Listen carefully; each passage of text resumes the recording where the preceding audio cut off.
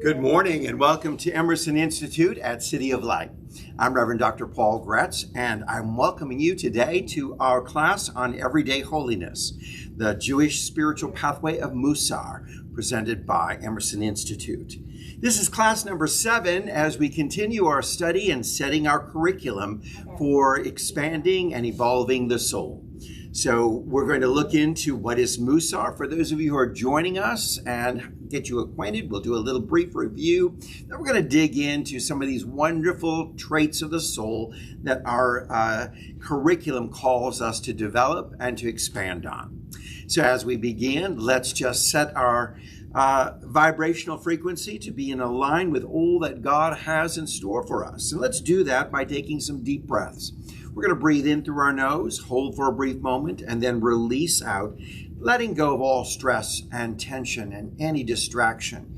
This allows us to kind of focus in on the now, on this moment, bring us into this consciousness and awareness of this moment is a divine moment, and there is great inspiration to be received and experienced. So let's breathe together. Would you join with me? Breathe in. And release. Deep breath in and release. Deep breath in and release. And in this moment of silence, let's set our intention. Let's just whisper within the desire of our heart, that which we desire to receive and experience during this time that we share together. And so it is. All right, this is class number 7. We're covering chapters 24, 25, 26, and 27 in our textbook, Everyday Holiness. And we've been looking at the study of Musar, and you're asking, wait a minute, if I'm joining this class for the first time, what is Musar? Musar is this spiritual pathway, an ancient pathway that goes all the way back to the time of the Babylonian era. It is coming to us from a Jewish perspective, and so it gives us sort of a different outlook on some of the great attributes of the journey of our life. Now, we've been looking at humility, patience, gratitude, compassion, order, equanimity, honor, simplicity, enthusiasm, silence, generosity, truth, moderation, loving kindness, responsibility, trust, and faith. We've been looking at each one of these attributes of the soul and going through a little bit more of what they are and how they unfold in the highest forms in our life, and maybe pointing out some areas that we need to work on. So the goal is that we set a curriculum for our soul as soul's evolution, so that we say, these are the things I really need to work on the most. These are the areas I want to perfect.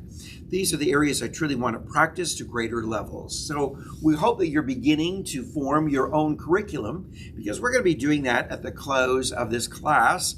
We're going to be talking a little bit more about these 18 different attributes and sort of formulating our list. So next week, when you join with us, we're going to be going over this is our soul's curriculum and setting forth our homework for the next few weeks of what we will do in practicing Musar.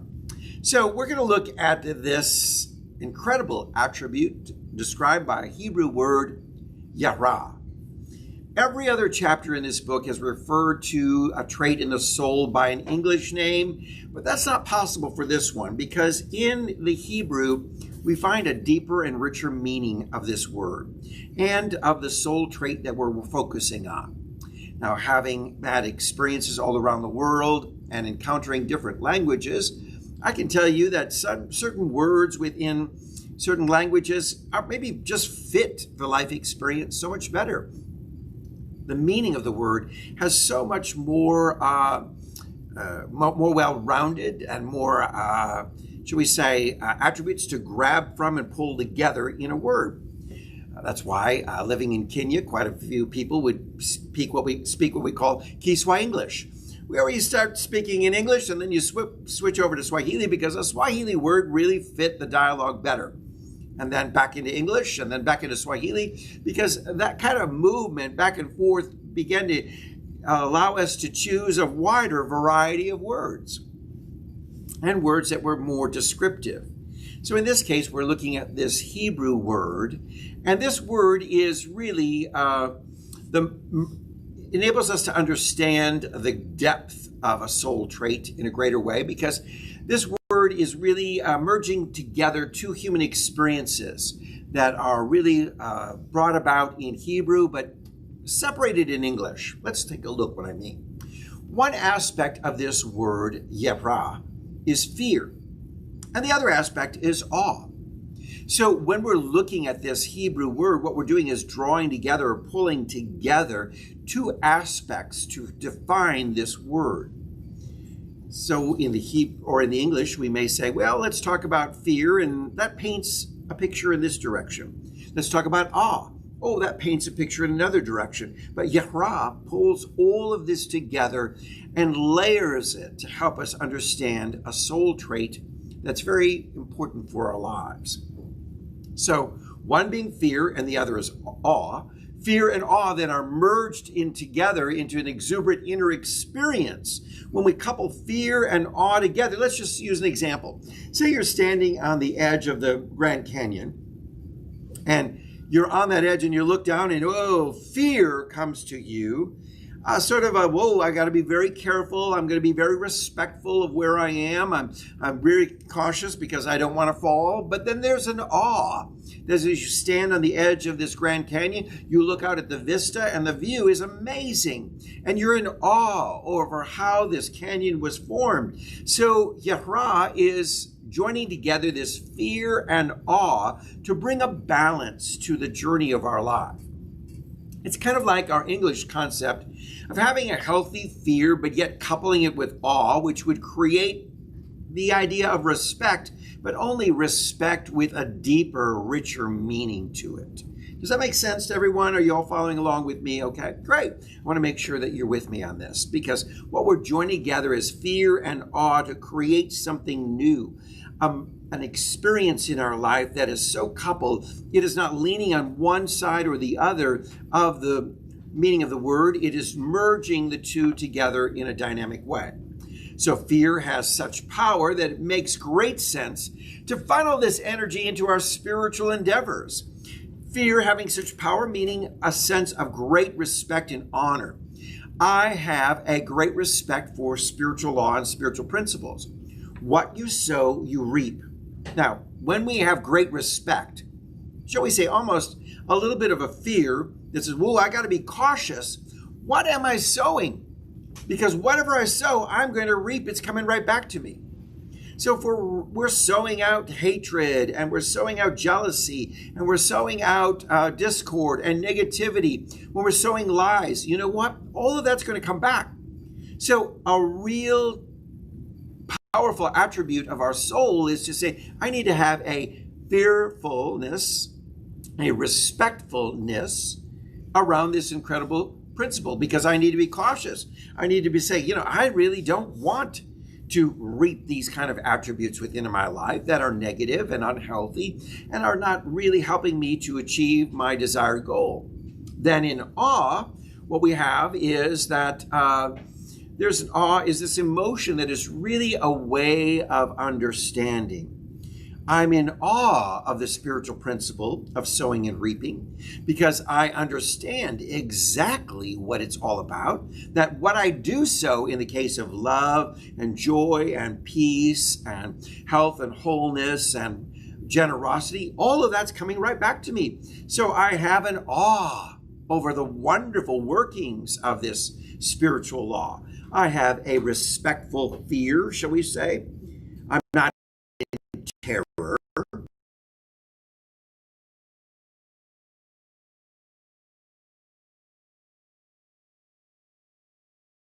Something. But really what we're talking about is having a good, healthy respect of any kind of outcome that may come to our life, coupled with this immense awe. So this really helps us understand these ancient passages that are found within Scripture. Fear God and keep His commandments, for this is the whole of man. People would say, wait a minute, I thought in New Thought. But to live a life that's fearlessly, lived out each and every day. That we have nothing to fear. And of course, we quote a scripture that says, God has not given us a spirit of fear. So fear is not coming to us from God in the sense of a fear of terror, a fear of, being so frightened by the experience. But fear being that sense of great honor and respect towards something, such as having a great honor and respect towards fire. We're not afraid of it. You light a candle, you see that flame. It's beautiful. It provides light in darkness. You have a great awe of the wonderful candle and its power to illuminate. But you also have a respect because it's a flame, and so you're not about to tip the candle over or let that fire spread or go in. So you have this, shall we say, a fearful respect or respectful fear. Does that paint a better picture for you of bringing balance? Okay, great. So when we say fear God means that, okay, I'm going to have both respect and awe for the divine principles. I'm going to have a respect for any kind of principle that's out there in the world of sowing and reaping, of karma, anything. I'm going to have great respect and great awe. Like, wow, it really works. And it's amazing how it works on my behalf. Ann, did you have a comment? Yeah, so in the quote in the beginning of this chapter, it talks about man being weak. And the secret to stop the spirit of desire. They talk about desire a lot, but what I hear you saying now is it brings a balance to anything, which you just said, but also if you consider feelings, not to be afraid of them, but to be respectful and in awe of them, not to fear. I read that and I thought, do they have a problem with desire? But that needs to be examined from both sides. Right, exactly. That we are not afraid of anything, but we have a healthy respect and honor towards things. Right. I think it's hard. For our English language, fear has gotten this word taken on a totally different meaning than what it may have meant hundreds of years ago. For us, we use fear all the time as to something coming at us that we're terrified. We may lose our life. We may be threatened. We may be engaged in something that could induce pain in our life. So we have a fear against something. But what we want to understand that God is not something to be feared in that context. But the very principles of the divine are meant to be respected because there is an outcome. They are a cause that will create an effect. So let's be cautious of everything we do in divine principle, because spiritual principles are working for us whether we realize it or not. They're at work, and our ignorance may say, well, I just don't know anything about spiritual principles. Well, trust me, they're working in our lives. Everybody is sowing something in this world, and they're reaping what they sow. And some people say, I don't like what I'm reaping, but I don't understand how I'm getting this condition. Well, this is a spiritual principle. And when we realize that, and we begin to say, wait a minute, I can use spiritual principles for my good. So that's when I have a awe of God and I'm following the commandments. I'm following the guidelines. I'm following the direction. I'm following the instruction of the divine. Well, this is what creates for a whole and complete person. And that substantiates new thought. Yes. The second passage that the author brings out is the beginning of wisdom is the yara, meaning the fear and awe of God. So this is the beginning of a great aha, a great understanding, a great moment of enlightenment. It's when we begin to say, wow, I need to have a great respect, a fearful respect, a respectful fear, and an awe of all the spiritual things and principles that are going on in this world. A lot of people take them so casually, maybe sort of flippant about them, and not really respecting spiritual laws and principles that are at work. So we know that this spiritual principle of just putting out, non-resistance. I resist nothing. I am not in resistance and where I'm pushing back against something. When we respect that law And when we are in awe of that spiritual principle, we're going to find that divine flow is always at work within our life. So non-resistance means that when something comes against you, you don't resist against it and push back, but you just let it slip by, let it flow on. Just release it, let it go. And know that karma will take care of it, okay? So a lot of people think, well, someone said something to me and I need to have the last word and I need to straighten them out and no, you don't. You don't. Let karma take care of that, because what they're saying is more about themselves than it is about you. So there needs to be a spirit of non-resistance. I'm not resisting. I'm not putting up a wall or barrier. I'm not creating a tit-for-tat experience in the journey of my life, because I have a very good, healthy sense of respect and awe for these divine principles and how they work. Now, we're not fear-based people, but we are fully aware of the consequences then of sowing and reaping, and we should allow this respectful fear that is coupled with an awe of the beauty of sowing and reaping to create a balance, a real balance in our life. And this is where I think there's a lot of people in this world who are not really taking spiritual principles seriously, and they certainly don't embrace them with a great balance. There's a little bit of like, oh, hi, this is really cool. I really like this. I just learned this new spiritual principle at work in my life, spirit of generosity. Yes, I want it all come to me because I'm in awe of how it works. But how about a healthy respect and fear for that as well? That says, in respect and honor, I will act towards that spiritual principle of generosity in a way that I participate in it, not just that it's coming back to me, but I learn the depths of this spiritual law of generosity, that there's so many levels that I don't really just enter in it to get something back, but I just enjoy the spirit of giving because I'm in awe and I respect the power of this spiritual principle. The next chapter goes into the root of Musar. The purpose of Musar really is to help you identify your spiritual curriculum. Here's the challenge in our world today. A lot of people don't realize we're here to do some very important work. It's spiritual work. I'm not talking we're here to do a physical labor in this world, and although we may feel our job or our career is very important, there's something greater and more important for us to accomplish in this world than our own careers.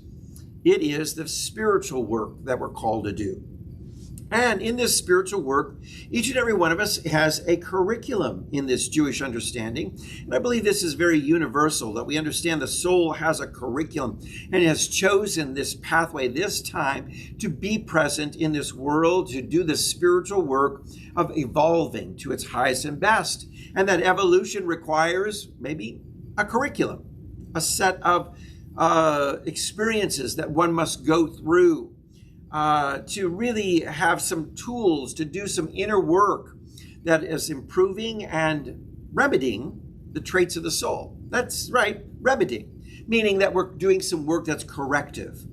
So our trait of the soul, maybe I'm not very compassionate, or maybe a trait of our soul is I'm not really very honest, or maybe a trait of the soul is I'm not really good at being trustworthy or trusting, or I'm not good at faith. So we want to remedy that and correct that. We also want to do the work of improving the things that we are good at, taking them to a higher level. And you've got a question. My question is this: who is deciding whether we are evolving or not? I think we each individually, we know that ourselves. Now, I do believe that we can say to each one as we see the evolution in one another, I can say, Anne, I'm going to say you are definitely evolving. I have been your teacher and minister for years, and I have seen evolution, the soul evolving, the beauty that was always there. It's just rising up more and more to the surface. And as a beautiful rose, you're blooming and your bud is just opening up in a beautiful blossom. And I see that. So I can witness to it, but you yourself will know in your own heart, am I evolving? And we just have to go back and look into our own journey and say, where was I 2 years ago? Am I the same place? What have I learned? What have I experienced? How am I more compassionate, more gracious, more loving, more accepting? What's happening within my life? Am I really exuding these wonderful traits that are listed here to a more powerful extent? Well, that's a good check-in. So when you set your curriculum, you may look back and say over the course of your past few years, where have I been on this issue of patience? And where am I now? And a lot of people say, wow, I've really changed and evolved, I've had numerous conversations with our registrar, Dr. David Carter, who has said, years ago, I used to be kind of this way, but now I'm more mellow. And believe it or not, I'm more this way. And we kind of laugh and joke, but he's brought this up on numerous situations and talks about his own evolution that he recognized in his life. So I think if we each take a moment to do a little self-examination, we'll know, yes, that's right. There's some evolution, some being greater, some being smaller, baby steps, but all good in the evolution process. So the purpose is to help us identify this spiritual curriculum for the evolution of our soul. And many of us have not taken time to really identify the areas of our soul that we need to work on. I said, well, wait a minute, I need to work on something? We want to perfect, we want to hone the craft of being this divine light in this world, right? We want to be an exceptional beacon. We want to be a brilliant light, not just a light, but a brilliant beacon for the world. So as we ask ourselves, how might I live this life to the fullest? How might I live this life more efficiently? How might I live this life more successfully and abundantly? Well, these are the wonderful things that when we ask these questions, we begin to they help us identify the areas of our soul that we'll need to work on. Now, we know that life is full of all kinds of tests. How many of you can say, yes, I've been through some tests. I've been through some hard times. I've been through some challenges. Some of you this past year. Others in past times, you can really highlight or focus on, this was a testing time. This was a testing of my faith. This was a testing of my patience. This was a testing of my generosity, and so on, so on. So life is full of tests, and each test is there to provide us an opportunity to step up another rung on the ladder of our spiritual life. And as we pass or as we fail the test, you either rise spiritually or descend spiritually. So, we kind of learn how to, rise up, or we may fall. Dr. David Carter has a question or comment. So with these tests, then we manifest the tests that come before us. Are the obstacles, are the challenges, are opportunities? Yes, we manifest the test. Okay.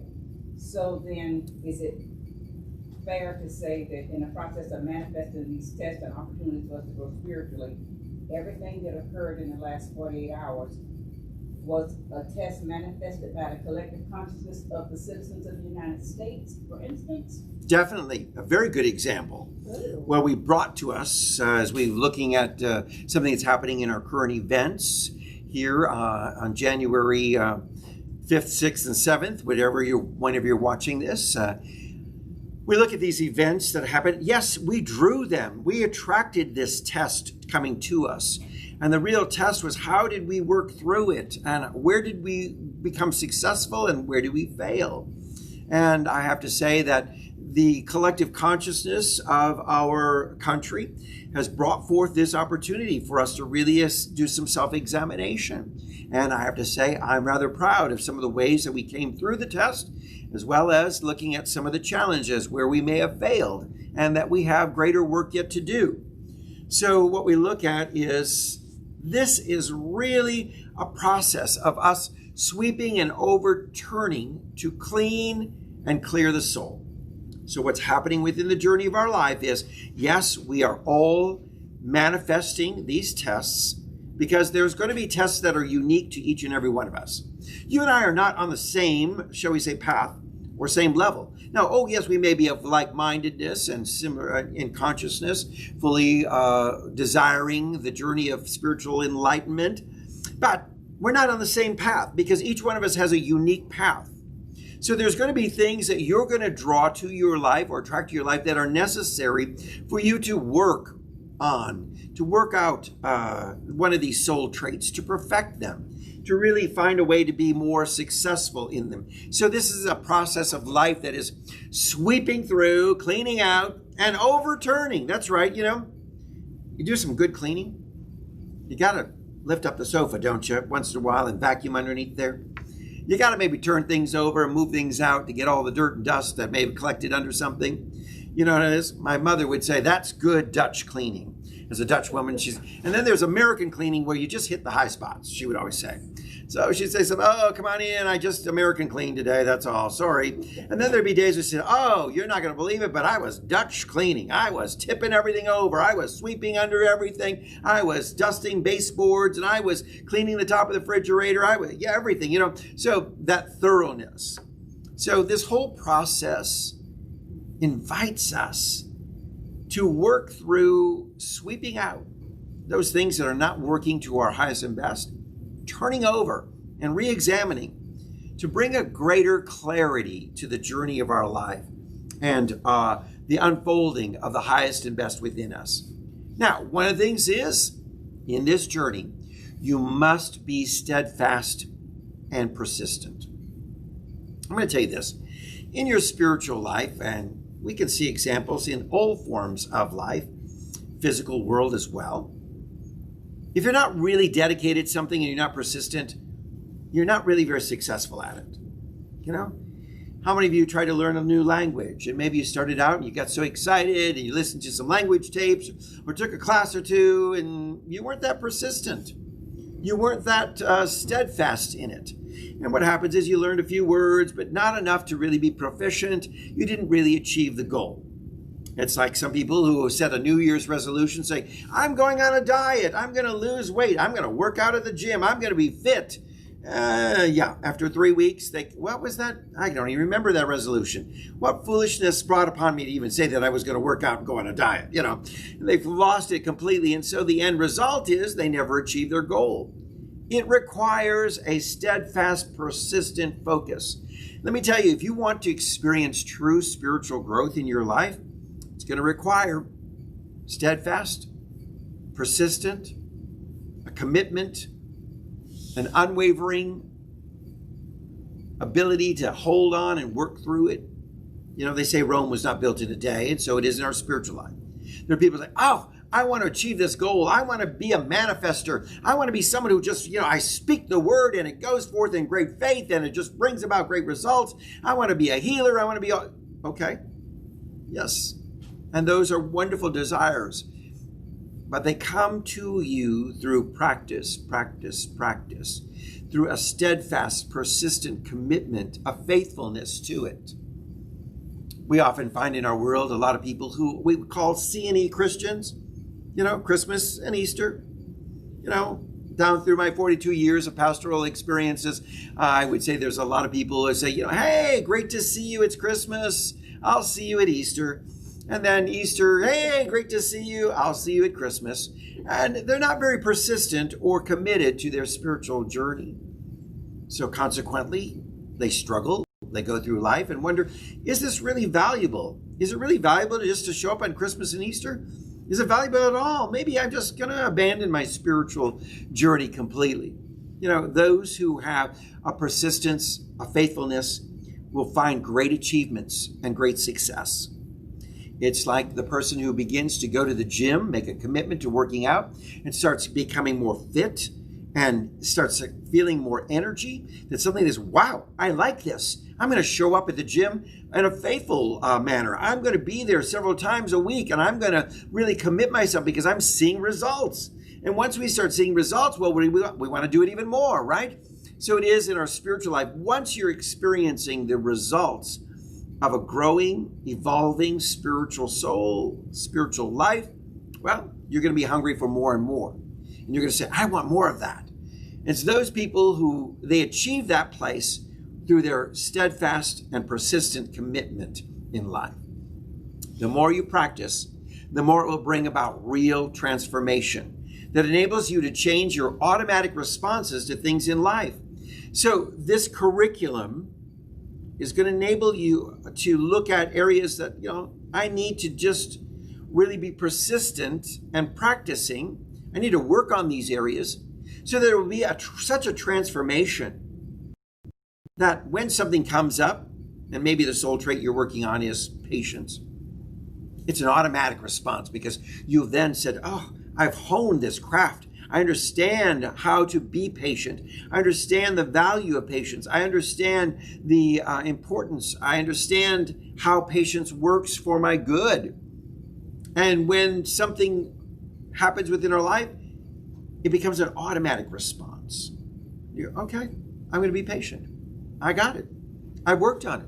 I'm so transformed that it just comes naturally to me. And here's the beauty. As we look at these 18 different aspects that we've been studying over the past few weeks, when we become so comfortable with them that they transform us to the point where it's an automatic response at all times, we are elevating the soul to its highest levels.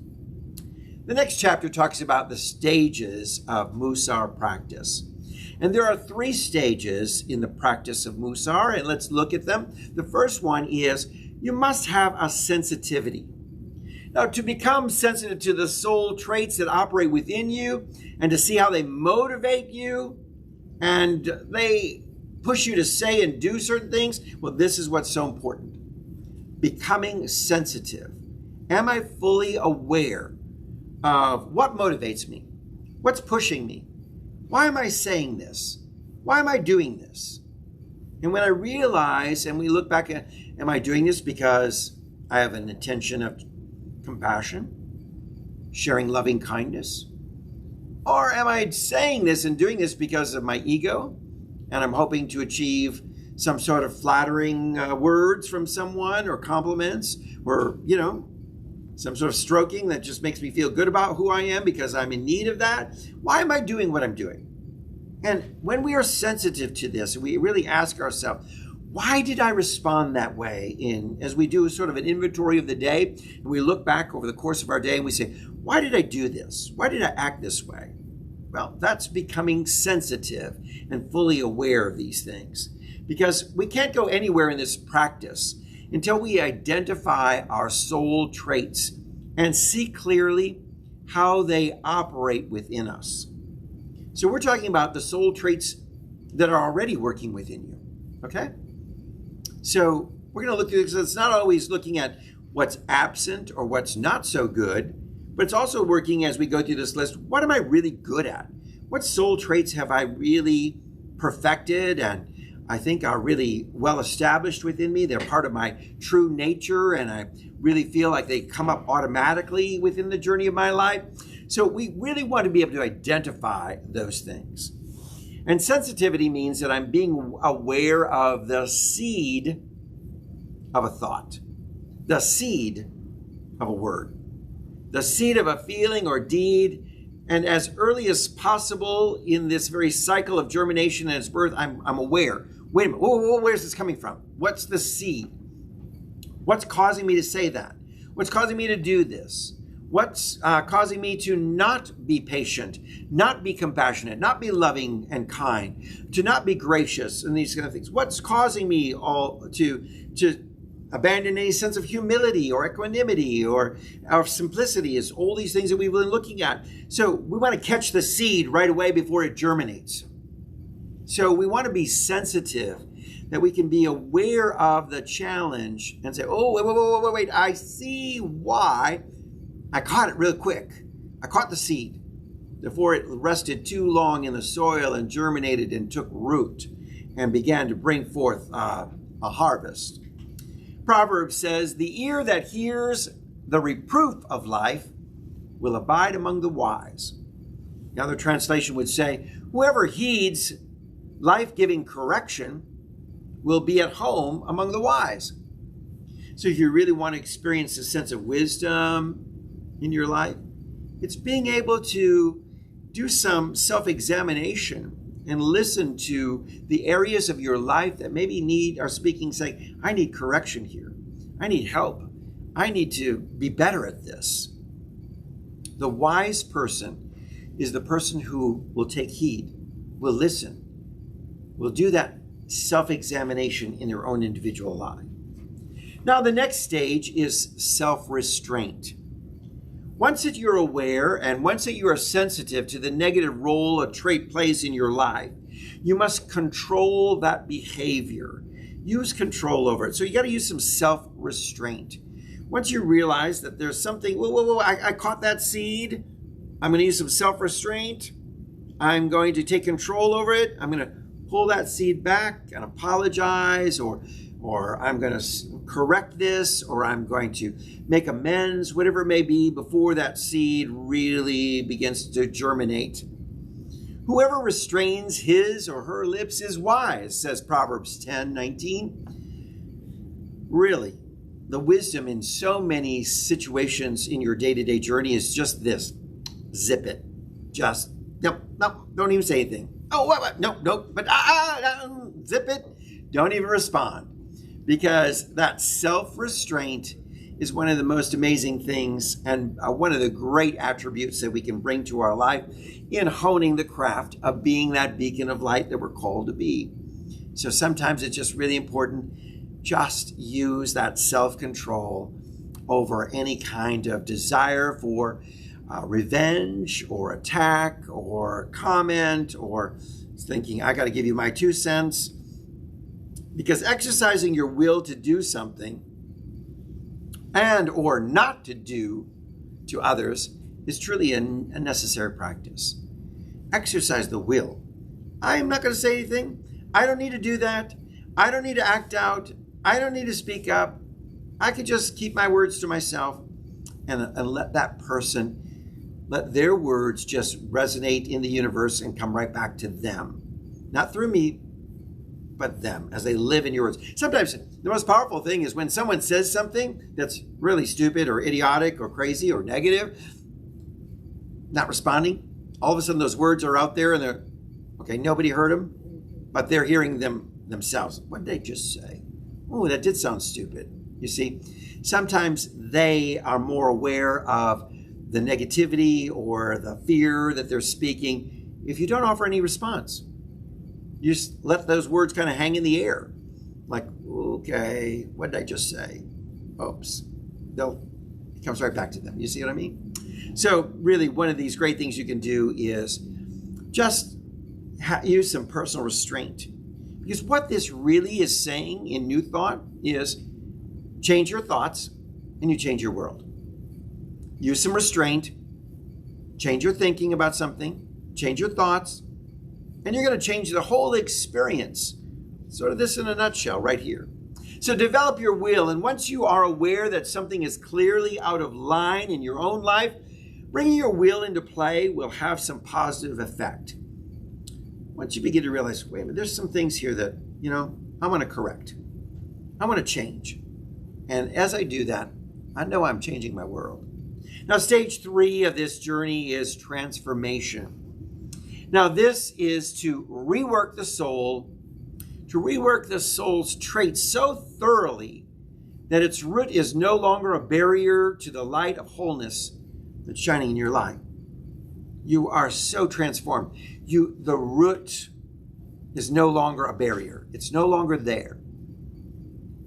And how important this is that we experience this powerful transformation that comes to us as we begin to journey through this sensitivity to what is working and what is not, this self-restraint about how we may respond or what things that we may be speaking or doing that are not helpful in our journey. This is going to bring about transformation. And here's some things that will help you in the transformation of your soul. First of all, visualization. So powerful. Begin to visualize yourself living your highest and best life. So when you go through your soul curriculum and you say, I'm going to be working on this, and this aspect, and I hope you'll be working on all 18 of the attributes in some shape or form. What you're now beginning to say is, I begin to visualize myself, and let's just say you're working on patience. I visualize myself being very patient. I see myself responding with great patience to every circumstance and every scenario. I am just exuding that. I see it. I visualize it. I visualize myself. Maybe if you want to work on humility or you're working on simplicity, I see myself in this way. And do the visualization work of this is what your life is like, how you live it out to the highest and best. Then let's work on contemplation. Thinking about it, contemplating it. As you begin to think about each one of the things you contemplate, how is this at work within my life? I begin to think about it. What does it look like? Oh, okay. I think about how it acts and how it manifests. And next, chanting a phrase over and over again with emotion and meaning. I am successful, or I am loving, or I am honest, or I am patient, as we work through all of these different attributes. As we chant this phrase over and over again, we are speaking forth the I am of each one of these incredible soul traits. So let's look at this as we begin to identify your curriculum. Those of you who have notes, you'll find the 18 attributes listed in your notes on page 3. And for those of you who are watching, I'm going to just share them with you once again. So the list of 18 soul traits that we want to work on are, number 1, humility. 2, patience. 3, gratitude. 4, compassion. 5, order. 6, equanimity. 7, honor. 8, simplicity. 9, enthusiasm. 10, silence. 11, generosity. 12, truth. 13, moderation. 14, loving kindness. 15, responsibility. 16, trust. 17, faith. 18, yara, that respectful fear and awe. So here's what we're going to be doing. Next week, we'll be beginning to design our curriculum in our last class. But begin to think about this, because the work that you will do is work on one of these attributes for 1 week. And then move on to the second attribute for the next week, and so on. So it's going to take you over the course of 18 weeks to go through this in your spiritual journey, which is a powerful time of evolution in your life. Now, the interchange happens most effectively when you exercise a single trait intensely for a limited period. So let's just say, you're going to say, for this week, my focus is silence. And I'm going to really work on that. And I'm going to be very focused and very intent. For the next 7 days, I'm working on the whole experience of silence, which is knowing when to speak and not to speak, how to exude a spirit of silence, and that you are able to listen and to be in tune, to be able to hear the very voice of God in unique and different ways. So you may be working on that for the whole period of 7 days. After the end of 7 days, you move on to the next one. So what we want to do is understand that it's really important to give some great attention and focus for that 7-day period on the one attribute that you're working on. Next is keep a daily accounting of the traits that arise within you in every given situation. This is where journaling is so helpful in you. Maybe it's sort of like a daily diary that you go back at the end of the day and you may go do a little inventory, like, oh, I'm looking back and I'm thinking, I wasn't very good at trusting today.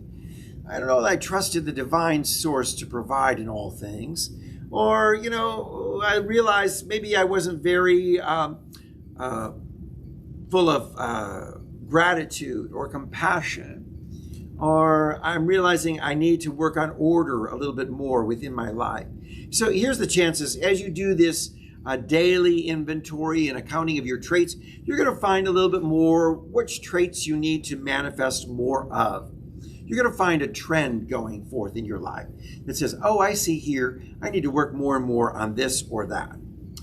And then as we go through this, what we find is, and the most important thing is to pay attention to the struggles that are going on in front of your life. Because it's important that you stay focused. It's important that you stay committed in this journey. Because what's going to happen is there's lots of energy out there that's going to say, oh, maybe I don't know, I don't need to work on this today. Or, not now, I'm too busy. Let's do this later. So pay close attention to this inner voice that complains or may want to deflect you from working on a certain trait. So, listen to that inner voice constantly and test that inner voice by saying, is this inner voice speaking to me in a way that really is beneficial for my life? Is it going to benefit the well-being of my soul? Or is it just saying, it's okay, blow it off. Don't worry about it. Don't sweat it. You work too hard. Take a day off from this. You don't need to be focused. So how to understand and screen out that inner voice of what's healthy and what's unhealthy for your life. Because what you want to do is understand that as you stay focused then on these traits in your life, and I really want you to stay focused on the positive traits in your soul, as well as the negative. So a lot of people are like, these are all things I don't do well. Now make sure in your journaling, did you list the things you do well? Because what happens is this positive energy will help you put out the fire of the negative energy.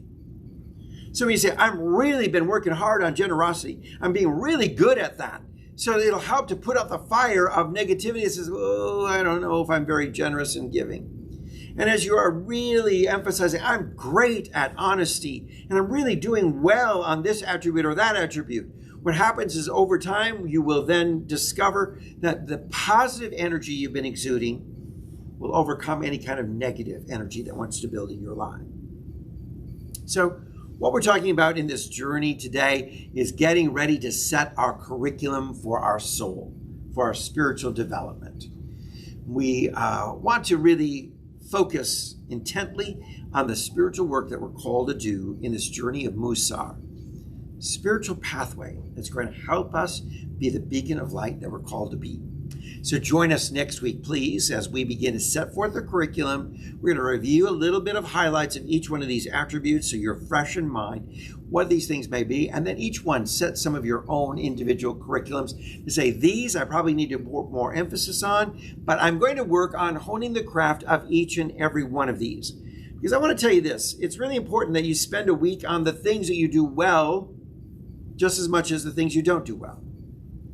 So I'm going to spend time on humility as an example, and you may say, you're really great with humility and you really have a sense of understanding of this attribute, but spend the 7 days honing the craft and raising it to an even higher level and enjoying what you do well.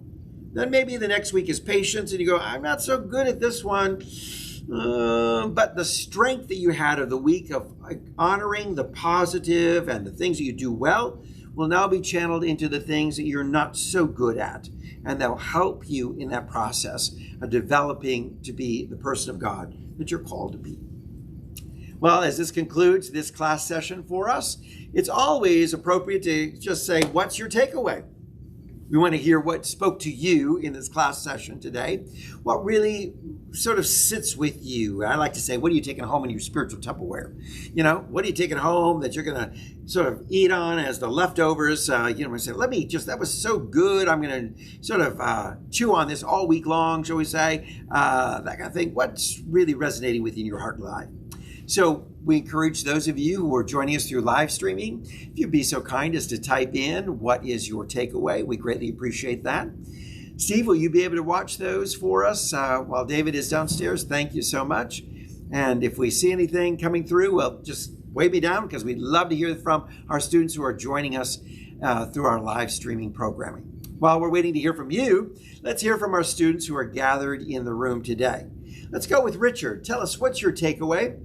What spoke to you today? Okay, the first thing is what you sow is what you reap. What you sow is what you reap. Great. A spiritual life comes from steadfastness, persistence, and practice.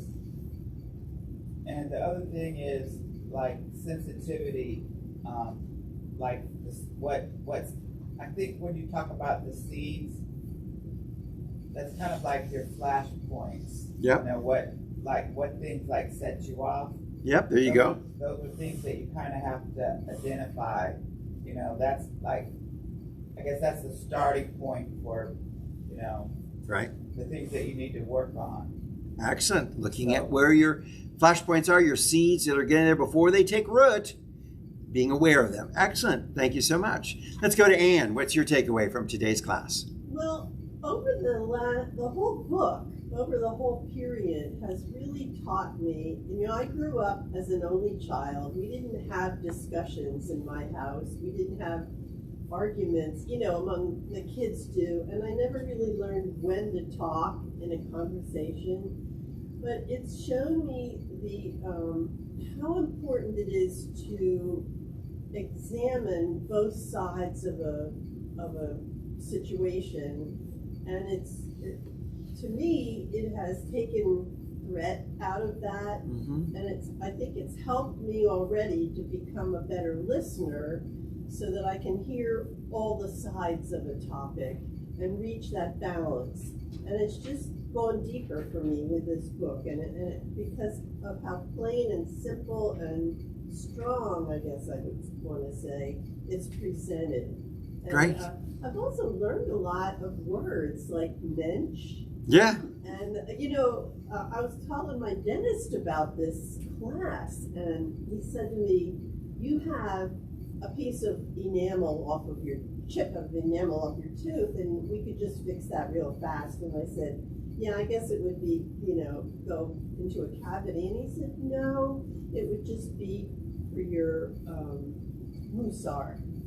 So he understood what you know, at least what I was saying about Right. that. It would be for your own best. Right, So right. anyway, and this has given me a whole viewpoint of Judaism that I have never had. It's been extremely Excellent. nice for me. Yeah. Right. Honing the craft of the soul. And that's really the journey of Judaism. It's beautiful. Yeah. So let's go to Brenda. Since I'm slow. I really have enjoyed the book, and it's made me start to look at soul purpose and my soul traits. And I have a trait that I can't just be told not to do something. I gotta go there. And I gotta go there till I'm satisfied that this is not right or this is not a good habit. And so, and I've been that way. You know, I didn't care if I got in trouble. I went all the way to the end of whatever it was to see what it was like. And I knew I was going to get in trouble for it, but I didn't really care. And I have the same attitude today, but I've learned to deal with it in a different way. Excellent. So this is what this book is doing today. Beautiful. Let's go to Steve Ginn. It's this one sentence here I liked. Sensitivity means being aware of the seed of a thought, word, feeling, or deed as early as possible in its cycle of germination and birth. Beautiful. Excellent. Great. Now, do we have any takeaways coming in from students who are viewing us through the live streaming? Take a look real quick. No, just a few good mornings, and that's about it. Lots of good mornings. Well, students, we encourage you to offer any kind of questions or any dialogue or comment. We appreciate it. We love to make sure that you feel engaged in the learning process, even though you may not be with us in our classroom environment. Our classroom is coming to you, so we want to make sure that you are coming back into the dialogue and the exchange of the work of study that we do together. Well, Anne, yes. So next week, what are we going to do? Are we going to bring our journals in and maybe share some of the insights that we've had? Or what is our assignment? That would be wonderful if you want to bring some journals in or some comments that you have. But we're going to be working on, you're going to get a handout that will have the curriculum there with some explanations. And we're going to do some in review of them. And then we begin to set, maybe you're going to mark to say, this is one that I really need to work on more. And this is, I'm pretty good at. But we're going to set the goal and where do you want to start? Not everybody's going to start maybe with number one. Somebody say, well, you know what? I want to spend my first week on trust. which is further down the road. But I'm going to make sure I work on all 18. And so we may begin to prioritize in that respect. And we begin the journey of Musar, correcting and improving the work of the soul. And then from there on, I release you after the end of that class next week to go forth and be the best that you can be. And knowing that you have got a pattern and a pathway for establishing a curriculum for spiritual involvement. Great. Thank you so much for joining us. And I'm going to encourage you to continue with us on Thursdays at 10 a.m. as we expand into some of the newer classes that are coming up in the future. We'll be announcing those for you. We also want to let you know that you can view these classes through YouTube, our YouTube channel of City of Light Atlanta at any time. So if you've missed some and you want to go back, you can find the classes there, as well as on Facebook. Now, we also want to let you know that if you'd like to take these classes for credit towards a bachelor's, master's, or a doctorate of divinity or religious studies, these levels of degree education are available to you. Please reach out to me. We'll send you the information on how to be enrolled at Emerson Institute for our degree program. And you can do so by reaching out to me at revtpaul@aol.com. God bless you. I'm just believing that you are on a pathway for amazing, great success. We are moving forward together to be the highest and best that we can be. And we're going to work on this together, supporting one another and encouraging one another and raising consciousness together. God bless you. I'll see you next week.